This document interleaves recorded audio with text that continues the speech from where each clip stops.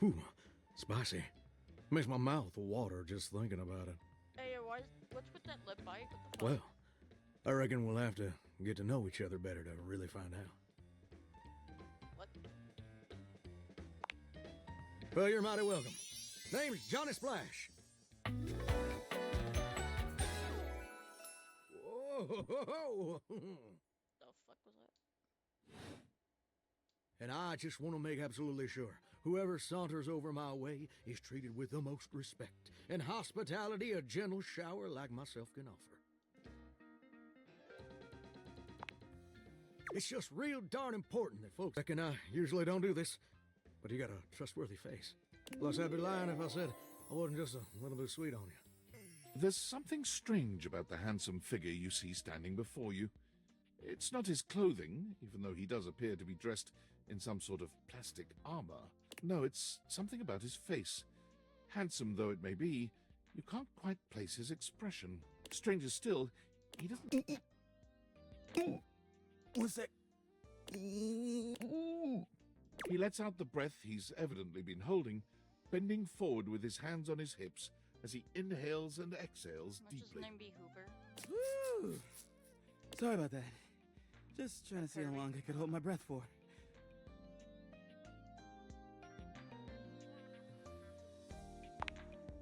It is super weird. You have the most bizarre timing. All right, now that that's taken care of, I can give you my full attention. Name's Hoover. My friends just call me Hoov, though. I called it! You aim your Dateviators at an object, you see one personality only. But this time, there are two. And they're so engrossed in a hideous argument, they don't even notice you've arrived. One is dressed in woven straw, with clothing in a basket on her back, and a shock of red hair that runs down it. The other is only just visible under a messy mop of dark hair and a pile of dirty clothes he's draped all over his body. Do you think I'm stupid? You think I can't see what's going on right in front of me? I never said you were stupid, but I am starting to think you're insane. If I'm insane, it's because you make me that way. Yeah? Without me in your life, you'd be real fucking normal, huh? Like you don't cling to literally anyone in your life the same way. I wouldn't have to cling if you would just stay where I can see you. I am here literally every day. I can't have a minute to myself. Both of them whirl around to face you, their expressions changing immediately. Oh, hi.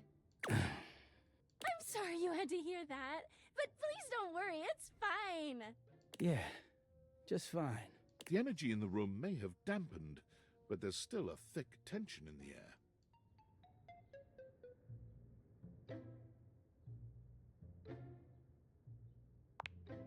Oh, don't worry, we didn't. We're really fine.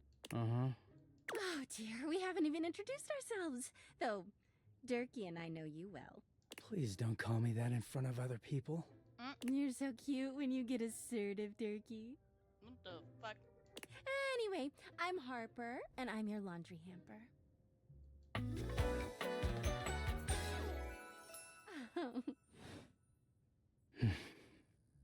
I'm Dirk, and I'm your dirty laundry. Mm-hmm. He is a very dirty boy, isn't he? Hey, yo. Harper. Harper stomps on Dirk's foot, beaming all the while. Dirk grunts, but says nothing. Anyway, that's You could sound a little happier when introducing us, Durkee. Do I not seem happy? He looks at you, stone-faced. Every minute with Harper is a non-stop party. Harper's smile grows strained. Well, someone around here's gotta try to put a happy face on things. Durkee broods all the time like he's fucking Batman.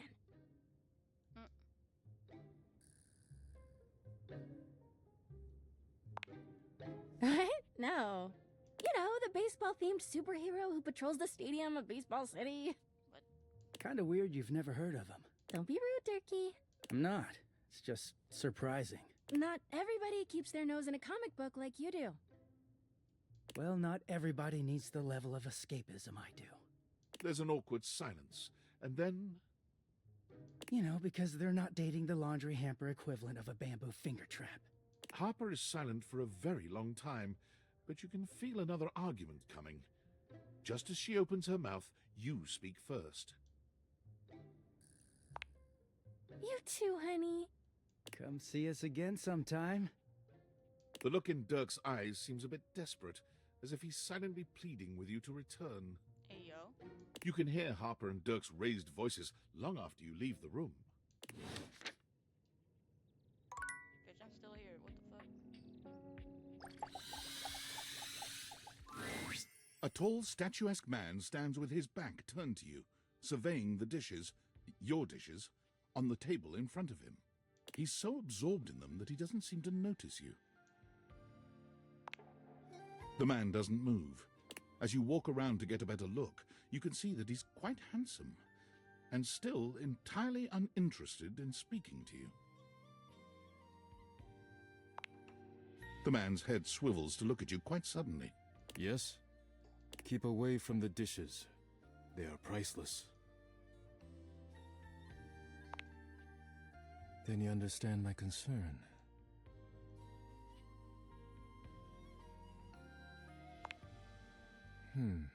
You appear to be fawning. It is unnecessary at this point. I am Daisuke. Daisuke Dishware.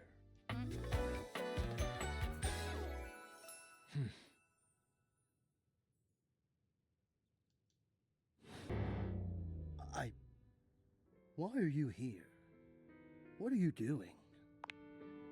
Hi. You're saying hi? You're greeting me so casually, like it's easy, like it's nothing. Not now, not here, not yet.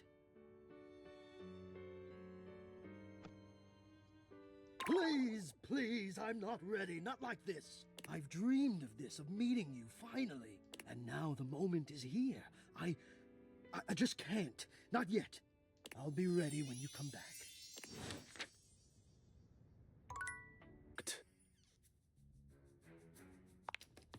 I don't know. There was an old friend of mine who could always open me up, but he was put away sometime in the distant past. I can feel his energy distantly, perhaps directly below me, 2 floors down. No basement.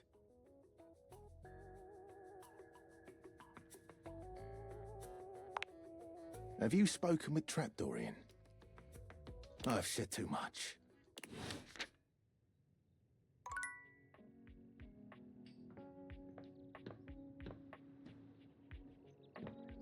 Want something? Pick your poison.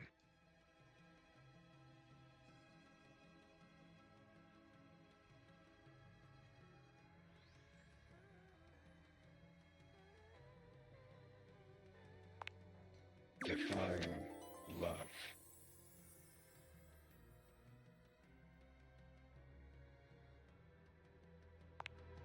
Opposite. Love. Like this.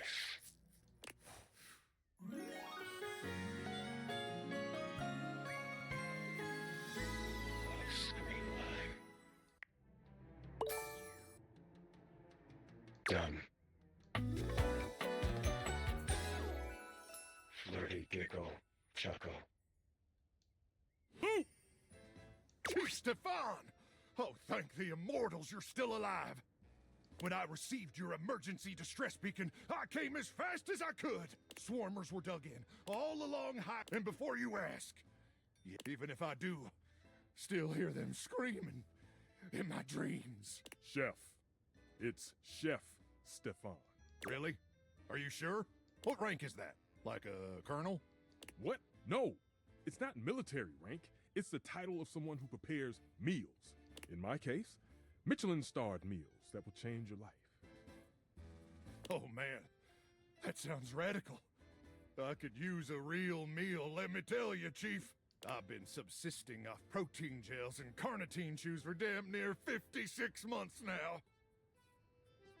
It's gotten so bad that my blood's turned purple.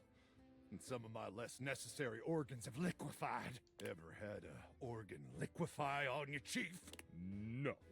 But this conversation is making me feel like my brain is liquefying. Oh, Crook! That's the first sign of a gamma worm infestation! They're probably burrowing in your amygdala right now! Someone call a medic! Scat! Quickly, Ranger!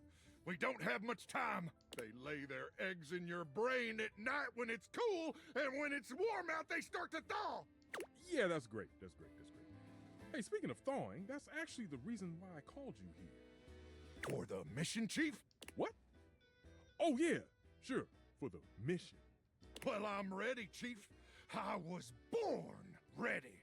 Mostly because minutes after I was born, they implanted a chip inside my brain. Never told me what it was for. Said I'd know when the time was right. And Chief, I swear to the immortals that the time... Why won't he stop talking? Sounds like someone needs to put him in his place. Luke, listen to me, okay? As your superior officer, I need you to shut up for literally 30 seconds. Can you do that one for me? Can you just shut your hole? Yes, sir, Chief! Excellent! Now, listen up, soldier. We've got a life-changing meal to serve in less than 20 minutes, and some imbecile forgot to defrost the chicken. And unless we can thaw that bird in record time, Operation Poulet a la Normandie is facing imminent mission failure. And I don't need to tell you what the dire consequences of mission failure would mean for us all. So, soldier, can I count on you? Sir, yes, sir. Then throw open the chassis, soldier. We've got a bird to nuke. That's it, soldier. Nuke that bird straight to hell. Now, where did I put that apple brandy?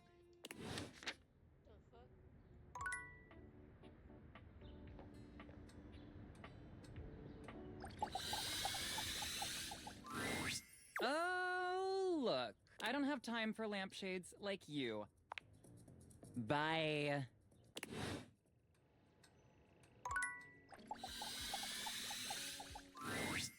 What are you doing here? I told you to come at 3 p.m. sharp. No, no, no!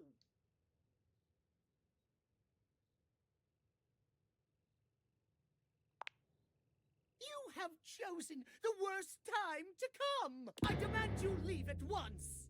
I do not understand. Why do you stand here staring at me? I told you I'm... Yeah.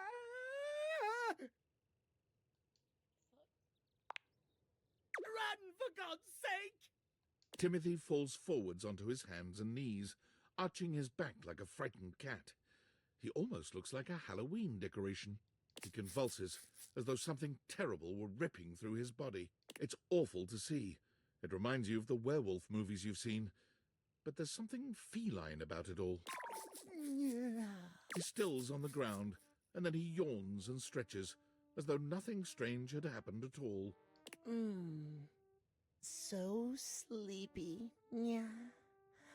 Maybe time for a cat nap.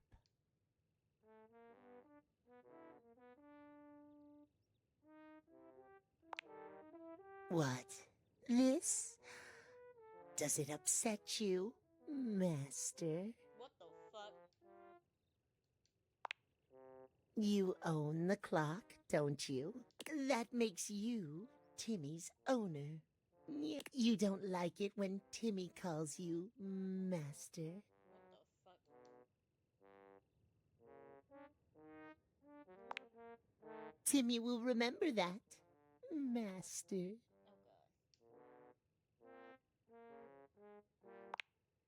It's simple. Yeah. Timmy has a condition. It's tied to the clock. Timmy spends half the day like this. Precisely. Timmy loves himself just the way he is. But when he's back to boring suit form, he hates himself. All he cares about is schedule. Yeah.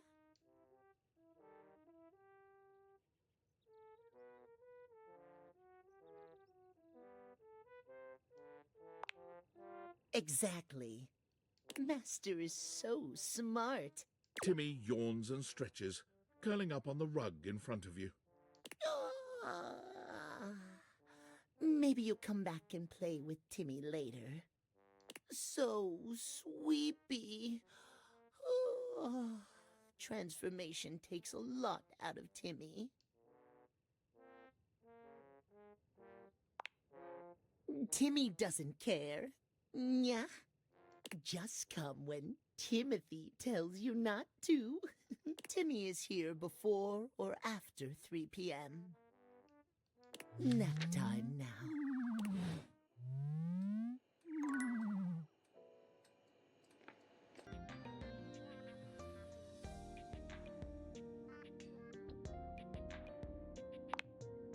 I'd love that. What'd you have in mind? I'm not sure if I mentioned it last time, but I'm a big sports fan. And I'll never turn down a nice can of lubricant. What? They didn't do what? Liquid. As long as I'm not on the job. What the fuck?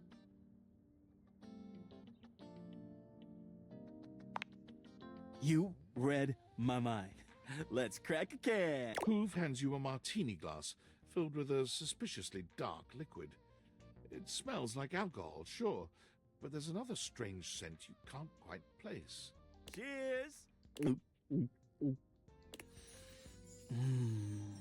The drink tastes distinctly like the scent of motor oil, and it leaves an unpleasantly greasy feeling behind.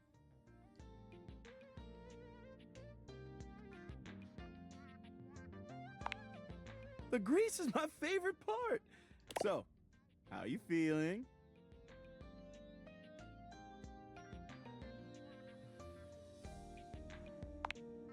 Round 2 coming up. Ooh, nice buzz going now.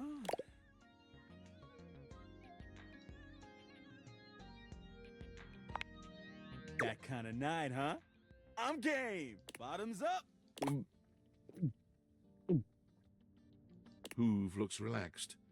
Perhaps a bit too relaxed. Woo! Definitely feeling it now.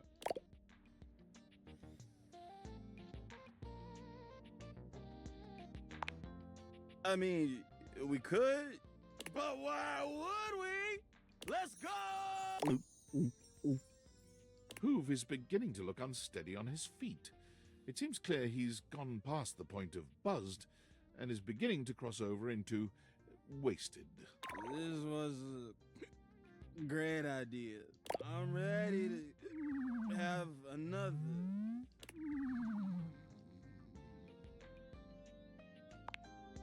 Son, what? Where am I? Did the badger make it to the microwave? What?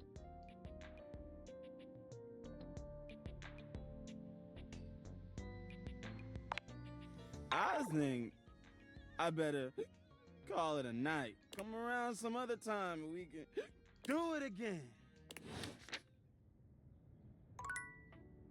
No reason to raise your voices. We can speak like civilized devices. I see right through you, Father! What? Friar. Those who cannot handle progress and efficiency are doomed to oblivion and obscurity. It is perfectly natural to react to one's own obsolescence with anger. You do your best to be quiet, but the moment your foot makes contact with the kitchen floor, 3 heads whip around to look at you. You! Yes, you, come here. Adding another to your ranks will not help your cause. Will you shut your goddamn fry hole for just 1 second? I'm not here right now. Work.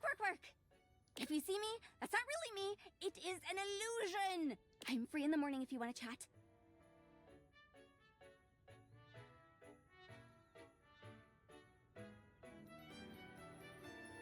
Piano Knickerbocker? My faithful companion. Care to join me for another review? Okay, I knew his voice sounded familiar. Is that fucking J. Michael Tatum?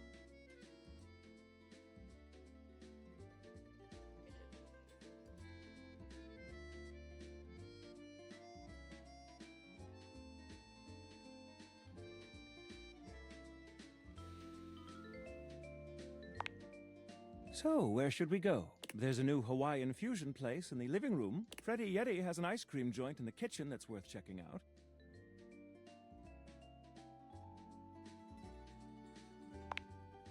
You arrive at Freddy Yeti's new ice cream joint, the Yummy Yeti.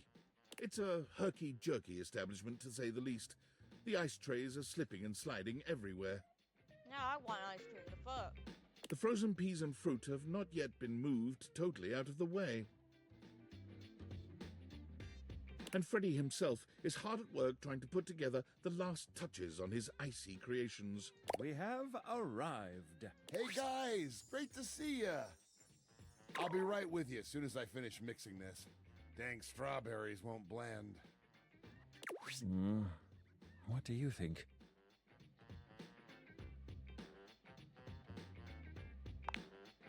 I agree. Rather charming. The sort of place I'd love to ring a date. I'll note this down. Grab a seat, guys. Pop yourselves down in that there box of Haagen-Dazs bars.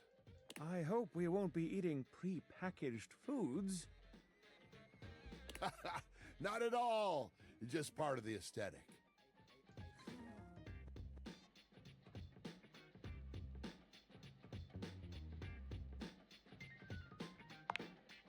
I'm so glad you approve. I want you to enjoy yourself while we're out together. And I must say, Freddy, it really is a good idea. Aw, shucks. You're making me feel all nice and cold inside. Have you got menus? Nope, but look at this. Freddy points at a long bar of ice, into which he's frozen the various flavor combinations. Strawberries, bananas, pieces of chocolate, vanilla beans. And beside each, he has painstakingly, if a bit sloppily, carved the names in ice.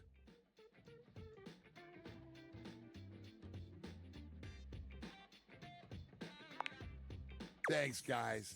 Mitchell, you inspired the idea. I'm touched. Anyhow, we've got strawberry vanilla swirl, chocolate chill, coffee with cream, and classic vanilla. What'll it be? You first, mon ami. So much about a person can be determined by their choice in ice cream flavors. Don't you think?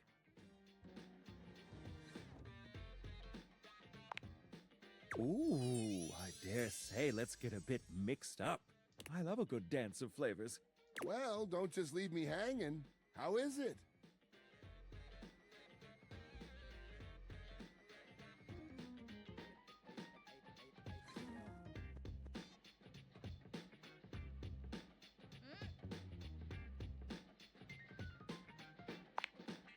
Oh, that makes me so happy. Freddy, dare I say it, this is the most voluptuously iced cream I've ever had the pleasure, nay, the honor of tasting. Bravo, my friend. Bravissimo.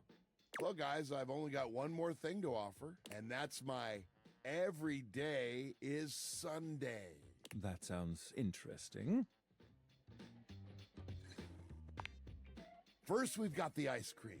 Vanilla and brown butter caramel.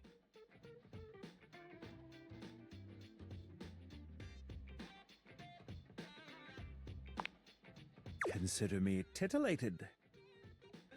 Then comes the chocolate syrup, which has been heated. Next, we have a subtle glaze of butterscotch.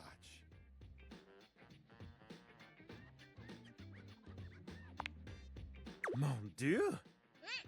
Some ground roasted almonds for a crunch. A bit of whipped cream. And last but not least... Take me, you nasty animal. What the fuck? Enough with the foreplay. Well, my friends, that's everything I had for you. I know it's a bit rough still, but I hope you had a good time. I'm not exactly a trained waiter.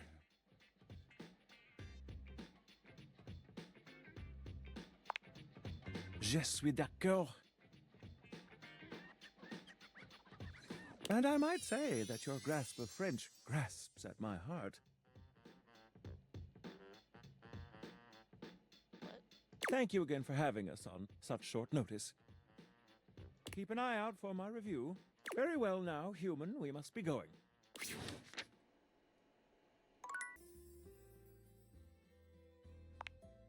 Ah, Amore, of course I'm talking about you. The contour of you, the shape. I would love nothing more than to paint you. Or sculpt you. Anything to continue looking at you. Ah, but first, I must introduce myself. The music of courtship has its cadence, after all. I am the one and only Fabrizio. Amore. I see red. No, not red. Oh, Amore, how specific you are. I do see red. And also I see orange, the color of sunset. I see blue, the color of the ocean at night, or the sadness at the bottom of your eyes. What the fuck? I see yellow and pink, the colors of the wings of the lefate, glimmering in the early morning light. Okay, is he calling me gay? I'm kidding. I'm kidding. Just naming colors of the rainbow. Amore, so powerful is your mind, sending this vision to me. I can even smell this flower. It's a little spicy. It's earthy and yet light. Smell is such a powerful sense, Amore. It is the sense that goes most directly to our memories and our hearts. What a gift you give me, Amore, with this aroma. You are thinking your most favorite flower is Uccello di Paradiso, the bird of paradise. What the fuck is that?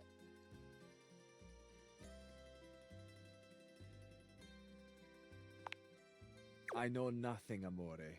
I know only what you show me, and I am at your mercy. Thank you for the gift of your favorite flower. Amore, we have just begun. Hey, yo, what the fuck? Hot, you say? We are only a gentle simmer. Our flavors will only deepen with time.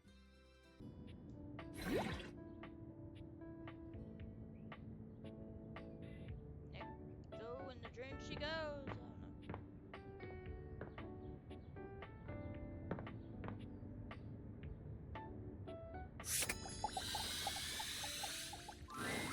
Once again, Harper and Dirk are going at it when you walk up on them. This time, Dirk is the one shouting. You need to let go of this stupid Chappie thing. I'm not him, and I never will be. Don't you dare say his name. You could never be him. I envy him, to tell you the truth. He finally escaped from you. Harper is stunned into silence, her lower lip quivering for a moment before she points a finger at the door. Get out! Get out and go do whatever it is you do when you're living your double fucking life! I can't wait to get out of here and not hear your shrill-ass voice! That's what I do when I'm away from you, by the way. I just enjoy the goddamn silence! Go enjoy your goddamn silence then, you fucking asshole!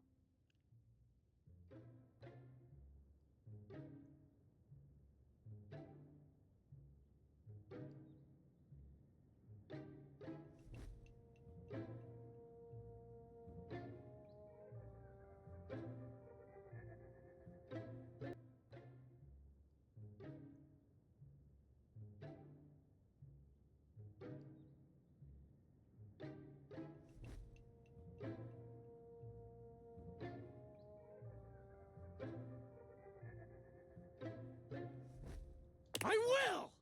Dirk stomps away from Harper, stopping for a moment to look at you. He puts a hand on your shoulder, leaning in but still speaking loudly enough for Harper to hear. Get away while you can, buddy. Don't let her get her claws into you. Trust me on that. He walks away, flinching as Harper lets out a frustrated scream. I'm so sorry you had to hear that. Durkee just gets so grumpy sometimes.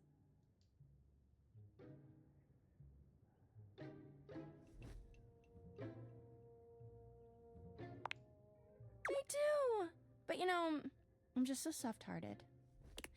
I always take him back. You seem like someone who gets relationships.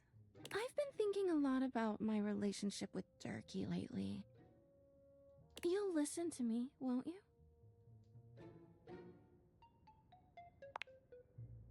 good. This way. Harper grabs your hand, dragging you over to a quiet corner of the room, overturning a box to allow you to sit. It all started a few years ago. A lot of things come through this laundry room, you know? You forget a lot of stuff in your pockets, sometimes you find it, sometimes you don't. And this time, you'd forgotten chapstick in your pocket. God, what a stick of chapstick he was. His name was Chappie, and he had the softest lips you can imagine. What? We spent weeks together. It was a real whirlwind romance. My master of the mystics! You have appeared before me as you had promised.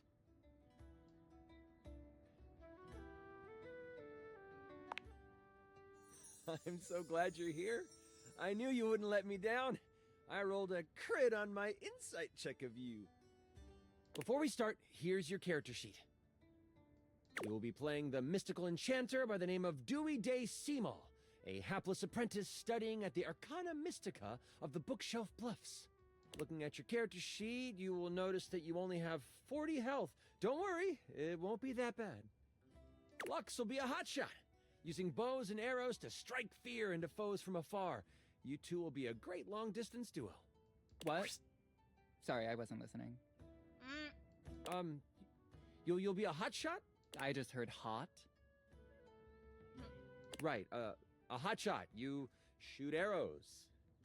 Like Cupid! OMG cute. Okay, I'm totally in. I'll wear a cute little diaper costume. You don't need to wear a costume. Too late, I'm already changing. Right, okay, that's fine. Finish explaining everything. I gotta edit this clip. Okay, back to the enchanter sheet then. You will see there are spell notches and schools of magic. No need to worry about that really, I made it more for me. Since this is your first time, I'll walk you through what you can do when the time comes. Are you ready to start? Hang on, I haven't finished posting. Okay. Yeah, and then cut. Lux? Do you like this filter or this one? We're going to start.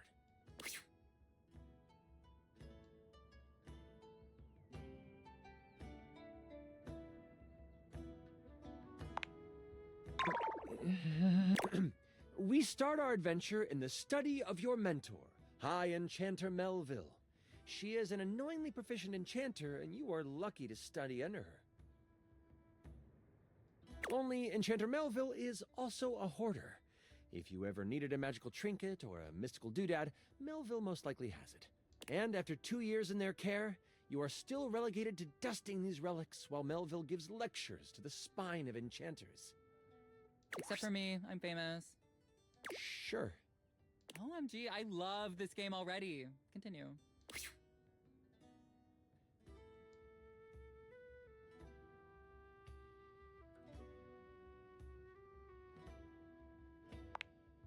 The Spine is a group of enchanters that govern the magical world. Melville is one of the foremost researchers, and often presents new discoveries to the Spine. You've been doing some magical research on the side, but you have needed some equipment that Melville has to actually get it done. With Melville in conclave for at least another 3 hours with the Spine, you choose now as the time. You go over to your sack of possessing, an item Melville knows you shouldn't have, but allows, and you pull out your latest experiment. You found a lamp. Only it doesn't seem to do much. At least, not yet.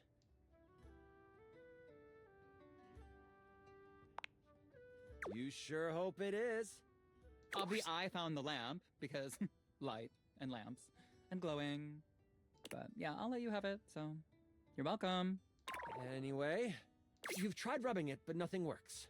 But surely, there is something here that will awaken whatever is inside. Looking around this cluttered study, your eyes fall on a few things that might help you. There is an arcane amplifier that you've seen used a few times. There is the Cosmos Collector that can call on the stars to make things work. And there is the Mystic Manipulator, used to alter the very fabric of an item's makeup. Which do you use?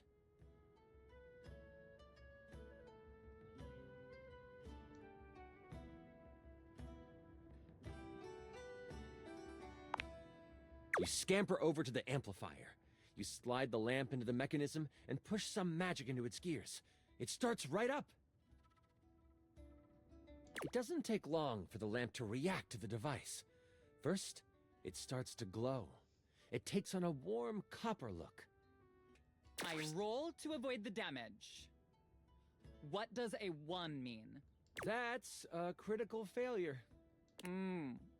Okay, well, I just asked because I didn't roll 1. What did you roll?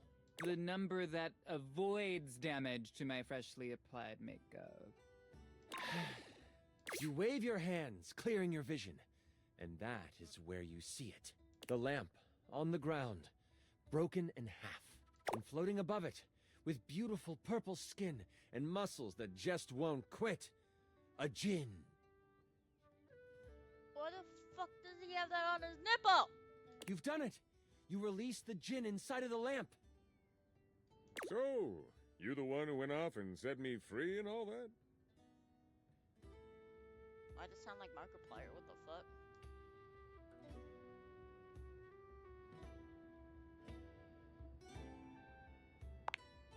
The djinn looks at you and cocks out a hip.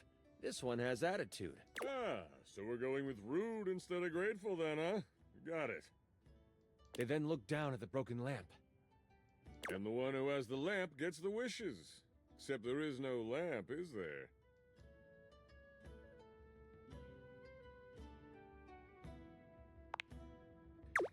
I'm good. Thanks for the jailbreak. And with a whirl, the djinn flies out the window and towards the woods. You realize that this is bad. Oh my god, can I just say that this is like terrible writing? Like whoever wrote this did like a terrible job. No offense. You do know I wrote this one shot, right? Wait, really? Oh, wow. Okay, yeah, and I was totally joking. Because it's so creative and original. Do you mind? Wow, relax. I am just trying to give you a compliment. Moving on.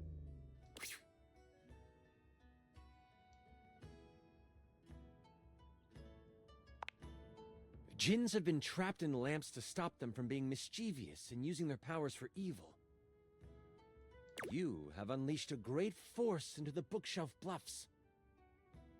All of the most powerful enchanters are in conclave for the rest of the day. And if High Enchanter Melville finds out you let a djinn loose, you might as well kiss your education goodbye. What do? You rush to your dorm to prepare to catch a djinn. I run too, but like so fast, and with so much prancing. I'm basically like frolicking in the woods, but sexually. In your dorm, your sack of possessing over your shoulder, you start to think about what you might need. But you don't have a ton of time. Your battle wand, of course. You also grab your Tome of Terrible Creatures. Flipping through it, you make sure you find the chapter on djinns. One paragraph stands out to you. It's about metal and the way djinn react to it. It's something to come back to. Oh, don't forget your ringing rock. Someone might call you. You know you can't hesitate for too much longer, so you decide to grab one more thing. Do you want the large red mystery potion? Or there is a box with runes sketched into it. It looks like your roommate's. But it also looks powerful. Maybe this will help? Which do you take?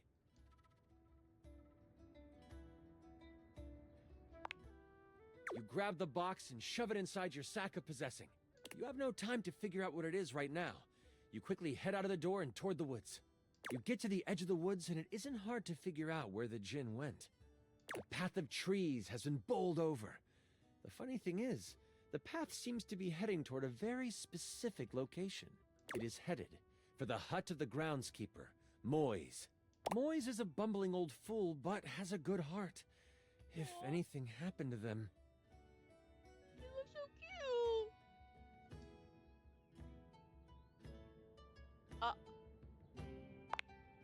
You race through the woods toward Moy's cabin. Right on the edge of where Moy's cabin would be, you see Moy's. They are tied to a tree, But they aren't resisting. A tiny gnome, Moise has always been kind to you. They snuck you herbs you needed for your experiments and may have helped you destroy evidence of a failed enchantment before. Why do I feel like I set up a drop shipping store for the gnome, leveraging my brand. And because of my incredible popularity, I offer him a 98.2% distribution split. Anyways, I call it Zodiac Herbs for Astrological Abundance, and we make a ton of money.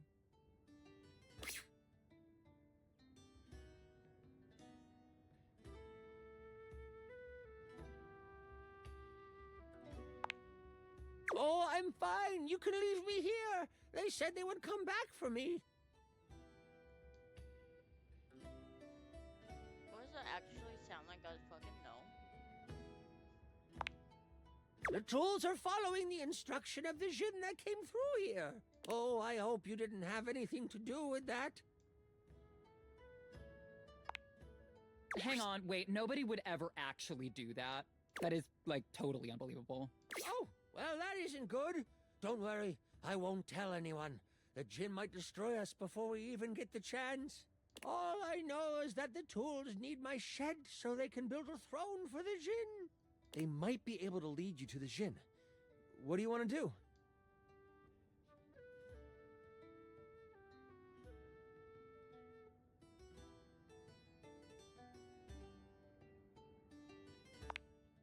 You decide to stealth your way out of this one. As the tools begin to head off down a path, wood and various building materials in hand, you follow them from a distance. Every now and then, you have to stop because the trowel looks like it's looking for you. But you keep going, following them for a few minutes. Eventually, they stop. All right, time for our break. We've been working for an hour, so we're taking 10. The tools all put down what they are carrying and they begin to talk. You listen closely. So, Rick, you doing all right? This work has out of your general wheelhouse. Oh, thanks for asking, Spade. I'm hanging in there. Travel can really push a person, though. Oh, I know. Try being their cousin. Crazy thing is, I should have stayed in the glade with the Jinn. Did you see all those leaves? They were everywhere. And I'm the perfect tool for the job.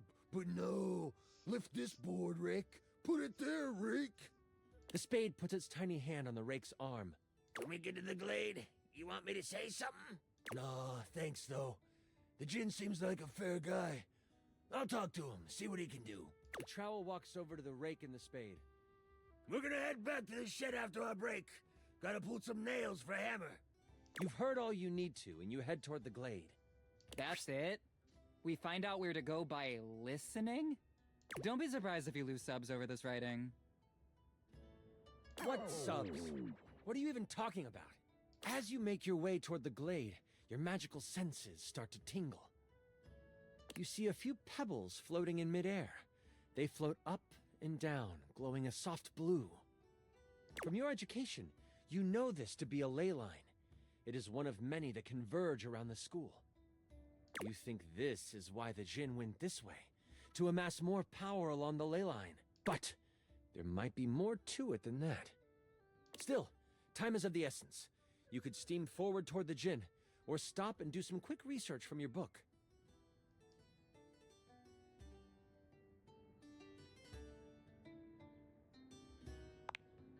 You think you know enough to get through. You power ahead. You travel for another 10 to 15 minutes. It is then you see it. A glade surrounded by trees and, in the middle of it, the Jinn. He is feeding off of a ley line. Behind him is a half-constructed throne. As you contemplate what to do, you hear a magical tone. You search for where it is coming from. Oh, your ringing rock. Oh, I get it. The rock is like a phone. And after you're done with it, let me have it for a bit. Then we'll be able to get some real powers. You quickly search your sack for the ringing rock and answer it in hushed tones. Oh, there you are. Where are you right now? That voice is one you would never forget. High Enchanter Melville is on the other end. I've come looking for you. I need you to help me in the lecture hall. We made a bit of a mess. You weren't in the study, so I figured you are done with your chores.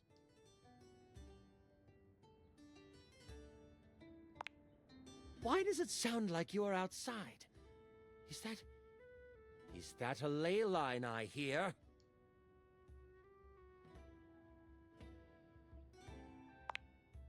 You know that Melville isn't the biggest fan of lying.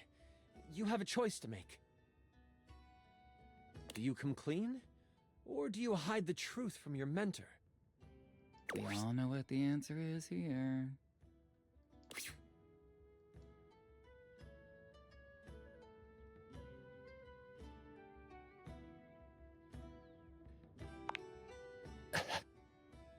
You what? I just want to go on the record saying that I had nothing to do with this. The ringing rocket's so hot you can barely hold it. And let me guess, you're off trying to capture it on your own, aren't you? You hear her signature mumbles along with some choice words rolled in there. All right. Listen closely. You need to bind this stupid thing. If you do exactly as I say, you should be fine.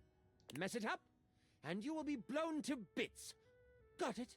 You listen closely, taking every action to memory, and even repeating it back to Melville. First, circle the area with soil from where you stand. Then, begin an ice spell, only touch it to the ground. Lastly, recite the haiku of holding. You should know it from class. I'm on my way to you, but you must do this first. Hold tight. I'll be there soon. And don't expect to get off easy. The ringing rock disconnects. She hung up on you. None of that matters now. You have to complete exactly what she says. You start to follow the steps set out by Melville. The first thing you do is... I saw this trending. It's a circle of salt or something?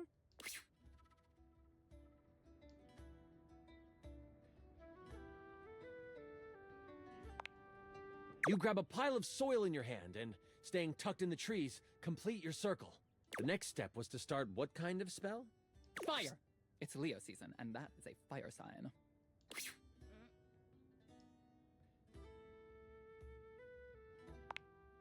The bitter cold pulses through your finger.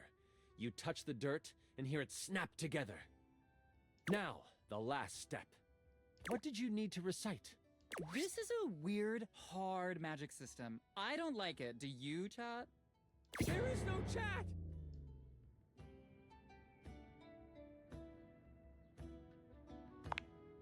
It comes to you quickly. It's short and sweet. You hear the spell complete, and you see a dome of magical energy surround the djinn. You hear rustling of leaves behind you. Melville quickly comes by your side. The ringing rock has tracking now? Ooh, that's good for location tags.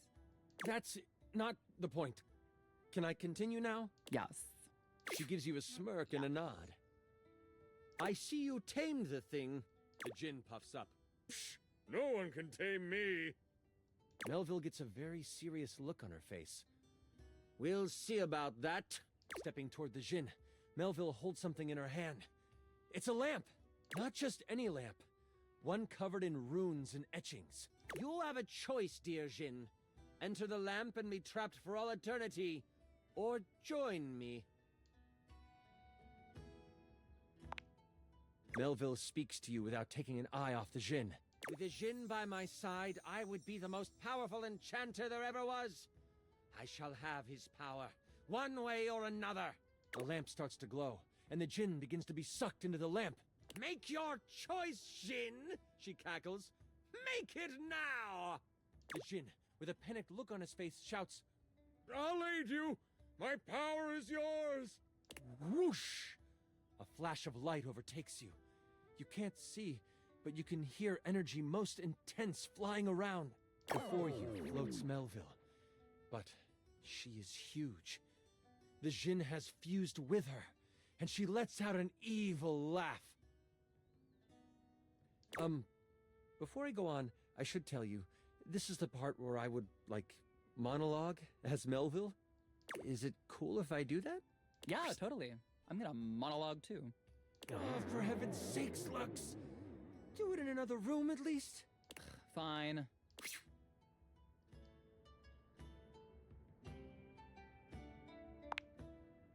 Thanks. Melville lowers down onto the ley line, seeming to sniff the air that radiates with power. I know you can sense it. The power this place holds. These grounds hold a wealth of energy. Energy that could have us enchanters rule the entire world. Mold it into our image. Could you imagine if every place was as ideal as Bookshelf Bluff? A place where learning was the only goal? It would be glorious, wouldn't it? If only we could make that happen. Oops! We can! The thing is, we've always been able to. But the idiots of the Spine want to make sure we use our magic for good. What good? The world is full of evil all around us. From the Shoelace Shores to Cantalopia, evil is everywhere. Cantalopia, what the fuck? But we can make it ideal. I can now make it ideal. What I will do will not be found in books. It will not be found in scrolls. The world will learn the peace we have found here, and I will force them to. There is only one problem to clean up first. You. You know my plan, and you could stop me. I can't have that now, can I? Oh, what a pity. It seems I must finish you now. Melville begins to float again. Sling your spells if you want. At least you will die knowing you tried to stop me. Melville flies at you, a spell spinning in the palm of her hand. Only she hasn't quite got used to her new body and powers. The spell goes wild and crashes into a tree. The tree bursts apart, giant splinters flying everywhere. One hits Melville directly in the arm. She rears back, a pained wince on her face as she pulls out the large piece of wood. This gives you time to react. You are panicked and aren't sure what to do.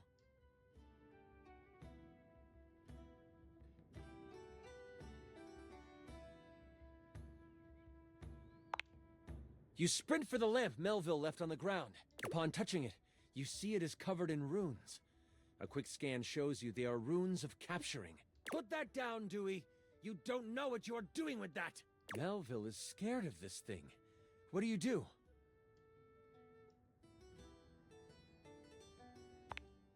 You are instantly glad you paid attention in runes class. The words come flowing from your mouth like water, and with each word, Melville gets pulled closer and closer to the lamp. Stop! You don't have to do this! I won't kill you right now!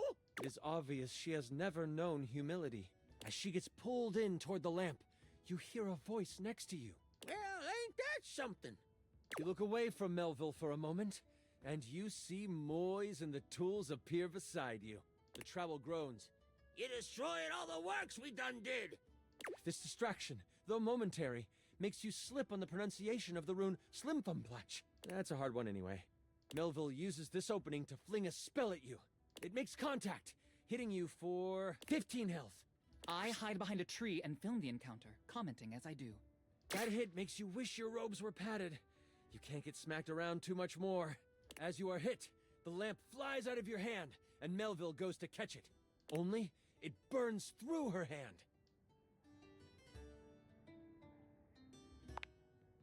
The memory of the tome comes back to you. Good thing you have metal tools right next to you. I don't know about that, Trowel protests. Moise picks him up and hands him to you. Here you go. He's mouthy, but does good work. You lift the trowel like a magical focus. A grayish silver orb of pure metal collects at the tip of the trowel. This is kinda awesome, Trowel yells. And you unleash it toward Melville. It rips through her, leaving behind a ring of smoke where it made contact. You've never done metal magic before, so you aren't sure how to summon it quickly. This leaves enough room for Melville to counterattack. With a flash of blue energy, she hits you with an arcane lance. She is still reeling from your hit, so it only hits for 5 damage. That hit makes you wish your robes were padded. You can't get smacked around too much more. You stagger back, pushing through the pain. You lift your eyes toward Melville, and you see the other tools rushing her. Lux, are you going to help? Someone has to live to upload the tale. I'll be back here. They get a few swipes in before Melville starts to grab them by the handle and snap them in half. In that moment, as if by magic, Moise appears. Oh, this doesn't look very good. Moise lifts a hand, and vines fly out of the ground to wrap around Melville. It looks like it's holding, until... Kaplow! The vines are thrown off and burst into flames as they hit the ground. Now I have to kill you too! Die, Moise! Melville charges up an energy attack. You have a moment to react before it flies. You have enough spell notches to do your ultimate attack. Or maybe a higher level metal spell? Or there might be something else you want to do.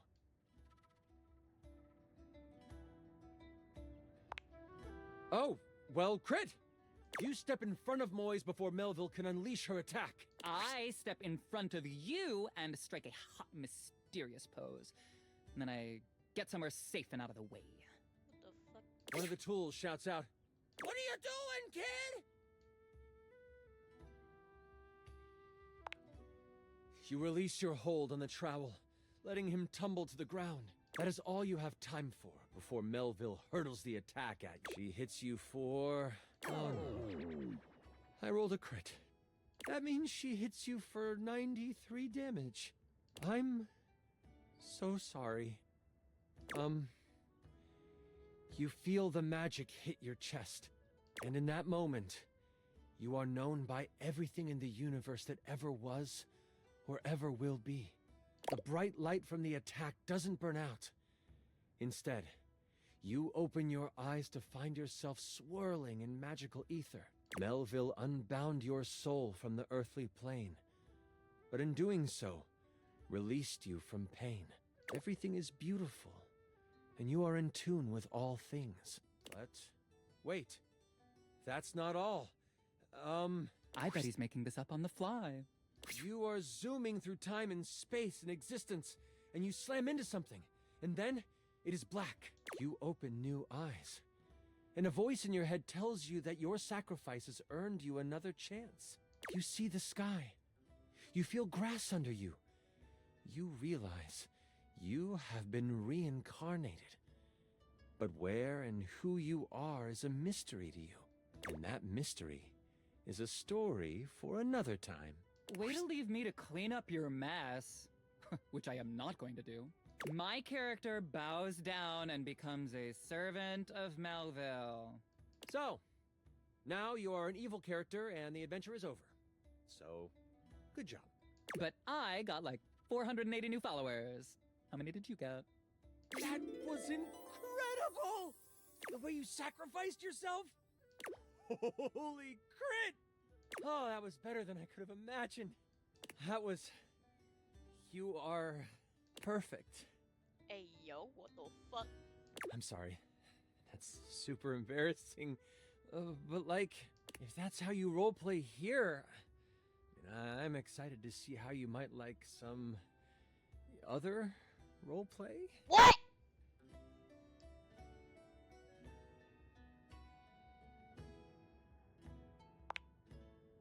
That was such a good session. Listen, I appreciate you so much, and I would love to play with you again. What? And I am so damn glad you sat down with me to do this. You're amazing. What the fuck? I need to wind down because that was intense. It's like we had sex. What the fuck? But please, please, please, come see me again soon. I'd love to have you play with my dice again. That sounds wrong. I mean... See? Bye! Hey, yo! Holy crap! Did a romantic home run for sure this time. As if on cue, Skylar saunters into the office. Penelope lets out a girlish squeal. There she is! The glasses of my dreams! Oh, hey, you.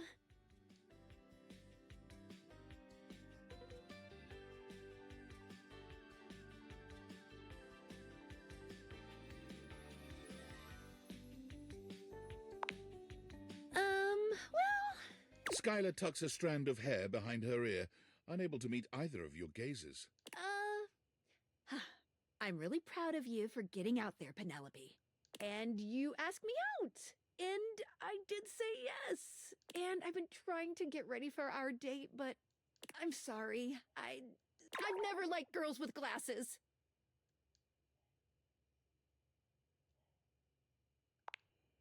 That's different. I like you. Sorry, not sorry. Skylar flees from the two of you, leaving Penelope devastated in her wake.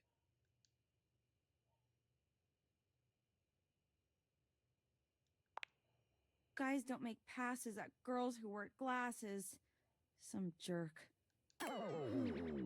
Anyway, thanks. I'm going to the kitchen. And I'm gonna see how much cheese I can eat before I die of acute calcium poisoning, which is a very real and serious thing. See you later. Maybe. Holy crit, you look fantastic today. I've been thinking about you.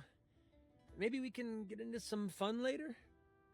I'd love to play a game with you. Don't worry, I'd never play with your heart. Hey,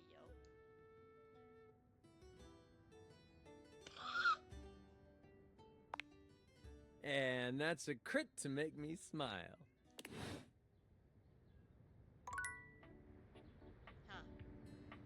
Slightest bit embarrassed. Oh dear.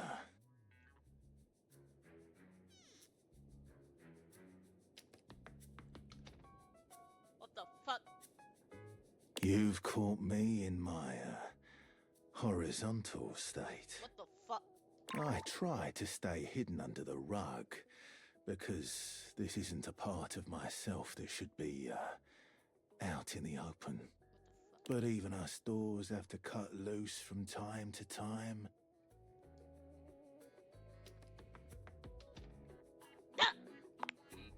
Dorian's abs seem to glisten a little more with that response. What the fuck? Do you like what you see? Ah! What the fuck? Well, you should. I like to keep in shape. Duty and all that. I've been thinking of getting some more tattoos. What do you think? That's why I'm undecided. Getting a tattoo is as permanent as scratching your name on a doorpost. That's why I tend to stick to door-themed tattoos. Can't go wrong with that. Thanks for chatting me up. We're friends, but... The ghost of a smile tugs at his lips. Even friends can have little benefits here and there. Hey, yo!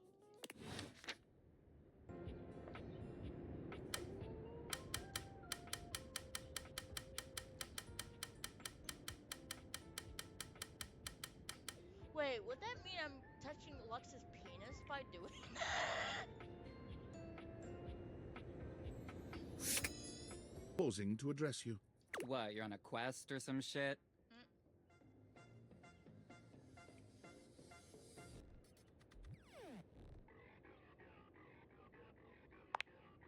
Oh, yeah, she wants better lighting. Need I point out the total disregard for what I might be doing? Ugh, the utter self-absorption of that request. I mean, if Keys wasn't such a total diva, she might have checked my latest posts. Then she would know that I am super busy with this update on my second snack of the afternoon. But fine, whatever. I guess I'm just that essential. Bye.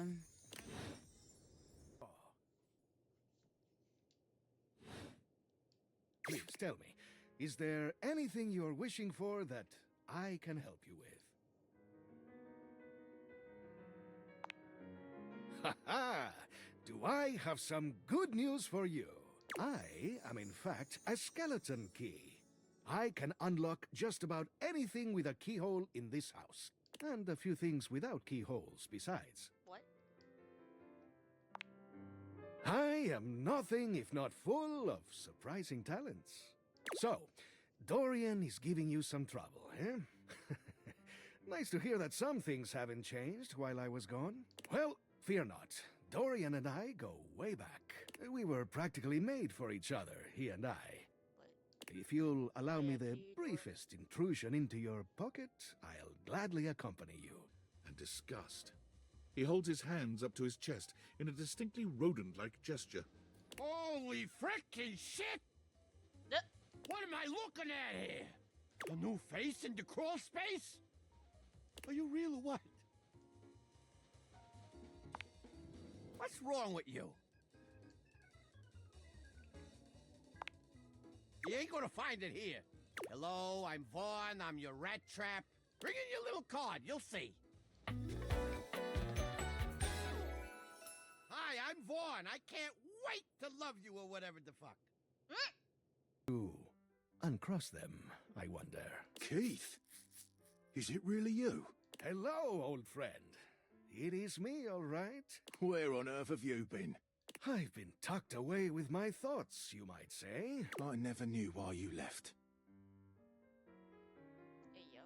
I am so sorry I never said goodbye. I never had the chance. Well, I've missed you. I've missed you too, dearest Dorian. And I am back to stay. Now, come here and give me a hug, won't you? I could never resist you.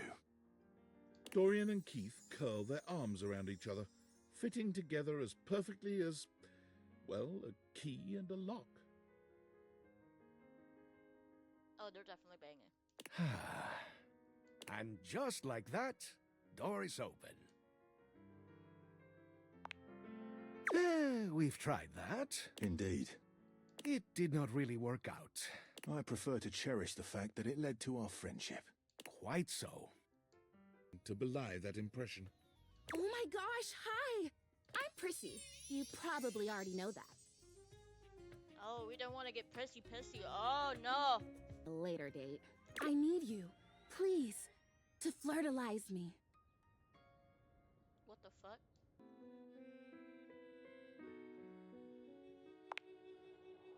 Of course you did. 20 degrees, could you imagine? What?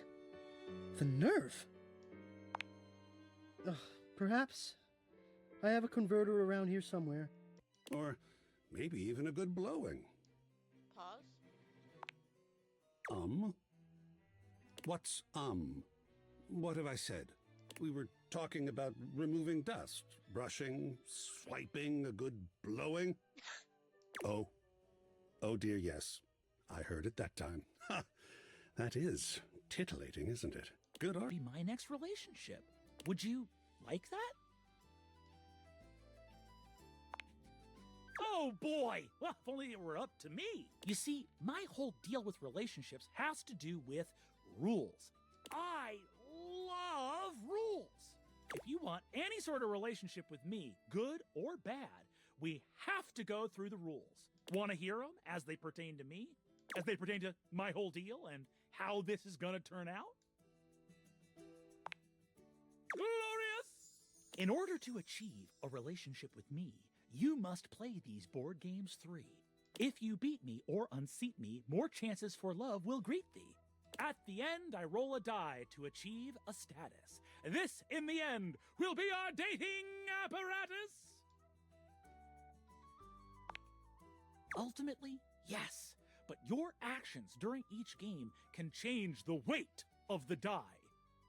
The more you win, the more chances to love me.